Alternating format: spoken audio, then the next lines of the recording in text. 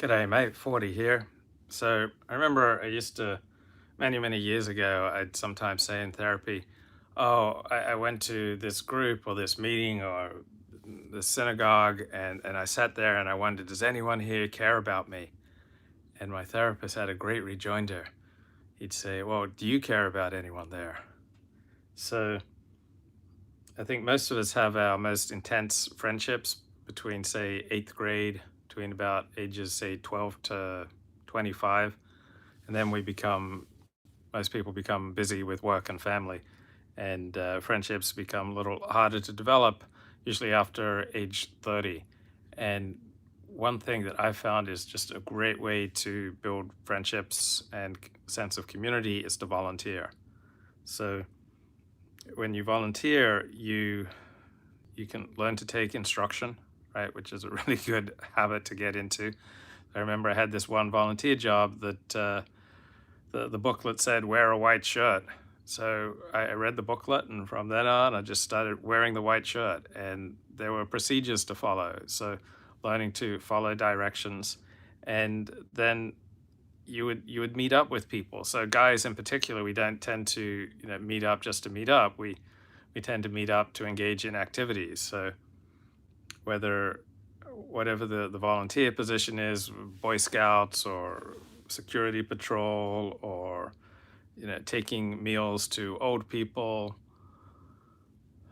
taking on some committee role at your synagogue or your Los Angeles Press Club or whatever it is, I found it's just a great way to meet people, to bond with people, to deepen relationships, and to build a sense of community. Because you've got people united around a common purpose. I know people who've gotten married, they've met through volunteering. And so you can take everything too far. So some people use volunteering as a crutch to avoid taking care of things that they need to take care of in their life, such as maybe they're compulsive underearners, or they just don't want to take responsibility for their own life, so they just lose themselves in the drama of other people's problems. But for most people, what are the alternatives to volunteering? You would spend the evening, instead of volunteering at your church, you'd probably spend the evening watching TV, or you'd spend the evening playing video games, or you'd spend the evening, fantasizing. So, compared to checking out by watching TV, watching movies, playing video games, watching sports, volunteering is going to provide much deeper and more lasting rewards and more of a chance to develop bonds with other people. So I remember in Debtors Anonymous, there was a lot of emphasis on the positive aspects of volunteering. So people getting back into the workforce are often encouraged to take volunteer positions. It's a good way to connect. I remember when I was pursuing acting, that a lot of where networking is so important in the world of acting, that people were just volunteering to make connections to try to improve their acting career. And even if you don't make the corrections that transform you into a star, you're very likely to make the connections of building friendships and community. Like, these are things that we can pretty much all do, and that immeasurably increase, I think, the happiness level of our lives. So I've found through volunteering, I've made more friends and deeper sense of community and more connection with other people, and even developed some skills that are useful to me. So volunteering 5, 10, 15 hours a week over the past 10 years has just immeasurably benefited my life. Now, in Underearners Anonymous, there's more of an emphasis on the potential downside of volunteering. You can get so lost in volunteering and taking care of other people that you don't live up to your own responsibilities to earn money and to move ahead in your career and to take your own soul's desires seriously. So Underearners Anonymous has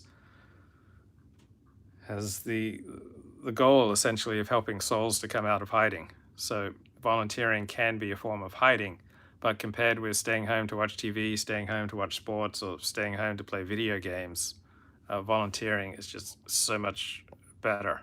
And then For most people after age 30, it's not so easy to build friends. But when you volunteer around a shared activity, a shared goal, you're much more likely to build friends because you're much more likely to be interacting with your peers and with people who share your values and people who see the world similarly. So we live in particularly dangerous times. So a lot of people forming neighborhood watch patrols or security patrols. So what have I volunteered to do? So I have volunteered to take meals to old people. I have volunteered to be a friend to people who are shut in. That's a major thing that I volunteered to do. I volunteered to help people who are sick, to visit people in the hospital, and I've taken on volunteer roles at synagogue where there's like a specific role. The entire synagogue's counting on me to do this thing, and I show up. So I've also taken in volunteer positions within organized communities. So you show up, you get trained. There's hours and hours of training. There's a booklet. There are policies and procedures that you follow, and it's a good discipline to learn.